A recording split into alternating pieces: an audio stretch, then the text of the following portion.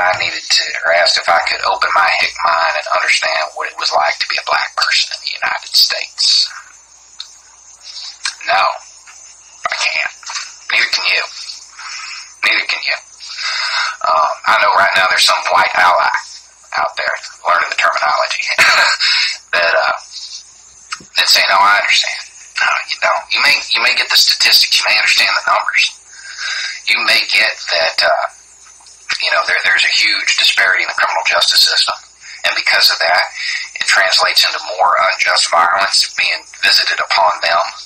You may get that. You may understand that there's a huge income equality gap. And you may get that translates into a lower standard of living, lower health care. You may understand all of that. Doesn't mean you understand what it's like to be black in the U.S. It means you get the numbers. Maybe you understand a little bit of the history. But see, it's way deeper than that because, when we think about slavery, we think about the physical costs of slavery. And they're horrible. No doubt. But I think today, what's more relevant is something else. Where are you from? Not in the U.S. Where are you people from? Odds are, if you're white, you know Ireland, Scotland, England, Germany, Italy, Greece, France. Where are you from? And based on your answer, I can tell you all kind of things about you. I can tell you whether your gravy is red, brown, or white. I can tell you what kind of booze you probably drink. Tell you what kind of food you eat. Tell you what cuss words you use. Translates into a lot of things. The values you instill in your kids. The jokes you tell. The biases you have. My kid's 4 years old. One of them. He's 4 years old. If I look at him and I say, ooh, ah, he's going to go up the raw. If you're Irish, you just laughed. If you're English, you probably got a little mad because that's part of your cultural identity. If you're not either one of those, you have no idea what that means. 4 years old. Kid doesn't know where Ireland is. Couldn't point to it on a map. But it's already starting to get ingrained in him. He's already being able to take pride in that cultural identity. Why don't we have Bantu pride? Congolese pride? Why don't we have that? See, the sociologists, they like to point to black pride and say, oh, well, it's a healing endeavor. So, black people can get together and they can join in that struggle. That's a cop-out. That is a cop-out. That's a whitewash of the reality. The reality is that slavery ripped that from them. They have black pride because they don't know. I don't know. It wasn't in the slave owner's interest to keep track of the cultural heritage of his property. So that cultural identity that shapes you, it does. Think about it. Think about how much of what you are as a person is linked to your heritage like that. Stripped away, gone, and it got replaced. It got replaced, down here in the South, especially out in the country, you go into a black kitchen, somebody is going to know how to cook hog trials and chitlins. Pig's feet. Down here, that's seen as black cuisine. That didn't come from Africa. Not the way pasta or shepherd's pie came with us. That came from the plantations. That's what the slave owner threw away and let them eat.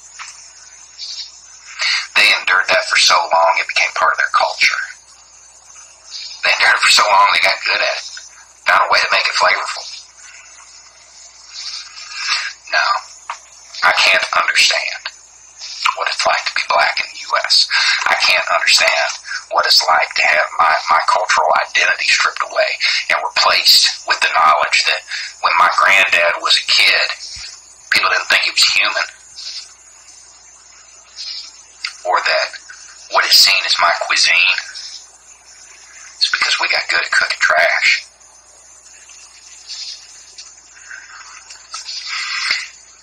that's going to affect a people, a collective people, on a very deep level.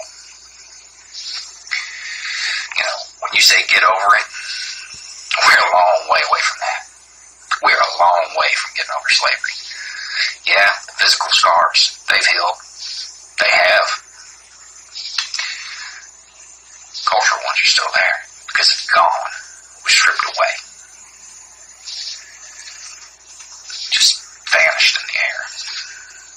And I really want you to think about how much of who you are as a person comes from the old country. And then imagine what it would be like if you didn't have that. And if what it was replaced with wasn't love of the red, white, and blue. Because the red, white, and blue didn't love you. It wasn't that long ago, guys. There are people alive today that dealt with some pretty horrible stuff. And it's getting better. But it's not solved. That problem's ongoing, and it's going to stay ongoing for a while. You know, I've seen people say that they're not African American, that they're just American. And I love it. Good for you. I cannot wait until the day comes when all of us just leave those national identities behind and we're just people. But that's a long way off. And until then, we're going to have to address our history. And while we may find it uncomfortable to address our history, because we don't like it, we don't like the things that our people did, understand there's some people that don't know theirs. They don't have that source of pride to reach back to. I actually think that's why that Black Panther movie did so well. Because it's just like, you know, just like every European ethnicity has that origin myth, you know. They gave them that. So, just a thought. It's something to think about when you have convinced yourself as a white person that you truly understand what it's like. Take a step back. It goes a lot further than to have a talk with your kids about how to deal with cops. Your entire cultural identity was ripped away. Anyway, y'all have a nice night. Thanks for the insult, because it gave me something to think about.